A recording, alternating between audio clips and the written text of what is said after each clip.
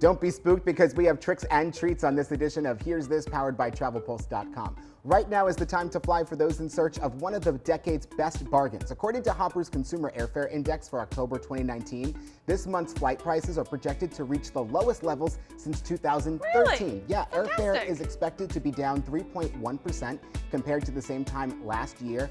And the average airfare is $211 for a domestic round-trip ticket. Fantastic. Now, jet fuel prices have dropped 6.3% in the most recent month of reporting data compared to the previous month. I don't know when that month is. It's just the recent month. Now, Hopper does project that the prices will remain low through the end of October before spiking for a short period of time in November because they want your money around Thanksgiving. Yes. And during the busy Thanksgiving travel period, airfares, like you Yes. said, it's going to rise a bit. But then they're going to drop again in December to about $212 for right. the average round-trip ticket domestically.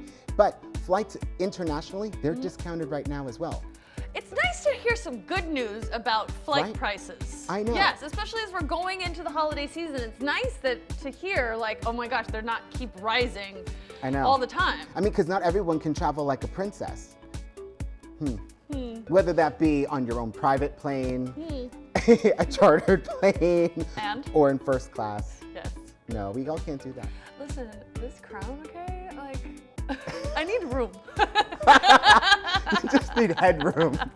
Okay, now a survey commissioned by the U.S. Travel Association shows that nearly 3/4 of you out there are unprepared for Real ID, the new identification program that you are required to have in place by October 1, 2020 to board a flight.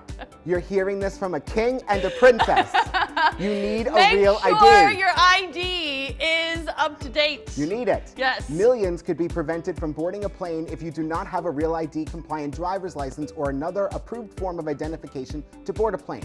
The survey was conducted by Longwoods International for the U.S. Travel Association. 72% of Americans either do not have a Real ID license or are unsure if they have one. Yeah. So you don't even know if you got it. Moreover, more than half of the American public, 57%, said that they did not know about the deadline of October 1, 2020. And I wouldn't want anyone to have planned an awesome family trip and then get to the airport and you're not allowed to go on that trip because Yeah, of your exactly. ID. So No. everyone check your identification and make sure you have a real ID. Right. And if you have a passport, you can use that. If you have a global entry card, Yes. you can use that as well. But as a king, I don't need ID.